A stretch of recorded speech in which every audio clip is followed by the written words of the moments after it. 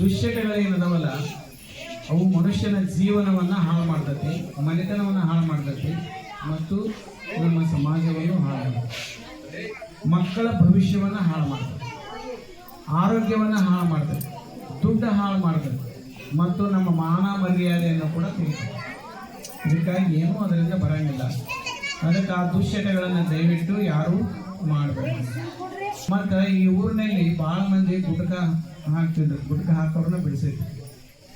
ಅದಕ್ಕೆ ಗುಟ್ಕಾದಿಂದ ಏನಾಗತ್ತೆ ಅಂದ್ರೆ ಕ್ಯಾನ್ಸರ್ ಬರೋದು ಗೊತ್ತಾಗೈತೆ.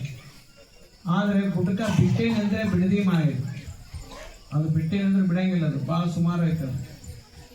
ಅದಕ್ಕೆ ಮೊದಲನೇ ಸ್ಟೇಜ್ನಾಗ ಬಾಯಿ ಉರಿಯಂಗಿಲ್ಲ, ಪಲ್ಯ ಸಾರಿಟ್ರು. ಎರಡನೇ ಸ್ಟೇಜ್ನಾಗ ಬಾಯಾಗ ಪಲ್ಯ ಸಾರಿಟ್ರು ಬಾಯಿ ಉರಿದಿತ್ತು. ಅದಕ್ಕೆ ಅಂಥ ಸ್ಟೇಜ್ನಾಗಿದ್ದಾಗ ಬಿಡಿಸೋದೇನೈತಲ್ಲ ಬಹಳ ಜಾಗರೂಕತೆಯಿಂದ ಅದನ್ನ ಬಿಡಿಸ್ಬೇಕು.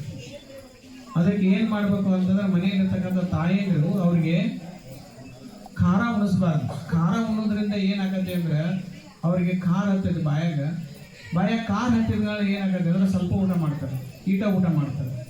ಈಟ ಊಟ ಮಾಡಿದ್ಮೇಲೆ ಏನಾಗತ್ತೆ ಅಂದ್ರೆ ಅಶಕ್ತನ ಬರತ್ತೆ. ಅಶಕ್ತನ ಬಂತಂದ್ರೆ ರೋಗ ನಿರೋಧಕ ಶಕ್ತಿ ಕಡಿಮೆ ಆಗತ್ತೆ, ಬೇಗನೆ ಅಟ್ಯಾಕ್ ಆಗಿಬಿಡ್ತೈತೆ ಎಲ್ಲ. ಅದಕ್ಕಾಗಿ ಅವ್ರಿಗೆ ಏನು ಮಾಡ್ಬೇಕಂತಂದ್ರೆ ಖಾರ ಉಣಿಸ್ಬಾರ್ದು. ಒಂದು 15 ದಿವಸ ತಾಯಿಗಳು ಭಾಳ ಜೋಪಾನ ಮಾಡಬೇಕು. ಆ ಹಂತದಲ್ಲಿ ಇದ್ದಾಗ ಯಾರು ಗುಟ್ಕ ಬಿಡಿಸಿರ್ತಿಲ್ಲ ಗೊತ್ತಾಯ್ತು ನಿಮ್ಗೆ. ಆ ಹಂತದೊಳಗೆ ಏನು ಮಾಡ್ಬೇಕು, ಒಟ್ಟ ಖಾರ ಉಣಿಸ್ಬೇಡ್ರಿ.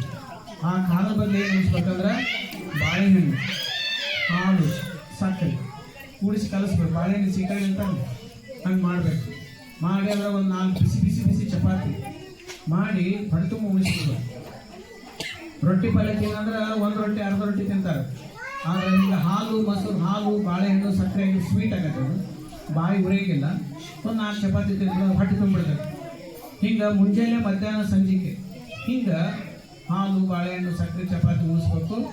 ಮತ್ತು ಸಜ್ಜಕ ತುಪ್ಪ ಉಣಿಸ್ಬೇಕು, ಸಜ್ಜಕ ಹಾಲು ಉಣಿಸ್ಬೇಕು, ಅನ್ನ ಹಾಲು ಉಣಿಸ್ಬೇಕು, ಅನ್ನ ಮಜ್ಜಿಗೆ ಉಣಿಸ್ಬೇಕು, ಮೊಸರು ರೊಟ್ಟಿ ತಿನ್ನಿಸ್ಬೇಕು. ಚಟ್ನಿ ಹಾಕೋಬೇಡ, ಬರೀ ಮೊಸರು ರೊಟ್ಟಿ, ಮೊಸರು ಅನ್ನ ಉಣಿಸ್ಬೇಕು, ಮಜ್ಜಿಗೆ ಅನ್ನ ಉಣಿಸ್ಬೇಕು. ಹಿಂಗೆ ಯಾವಾಗಲೂ ಕೂಡ ಖಾರ ಮುಟ್ಟಿಸ್ಲಾರ್ದಂಗೆ ಅವ್ರಿಗೆ ಹೊಡೆ ತುಂಬ 15 ದಿವಸ ಊಟ ಮಾಡಿಸ್ಬಿಟ್ರೆ ಆ ಚಟದಿಂದ ಮುಕ್ತ ಆಕಾರ. ಮತ್ತು ಅಶಕ್ತನೂ ಬರಂಗಿಲ್ಲ, ಮೈ ನಡುವುದು ಅದೇನು ಬರಂಗಿಲ್ಲ. ಇನ್ನು ಎರಡನೇದೇನಪ್ಪ ಅಂತಂದ್ರೆ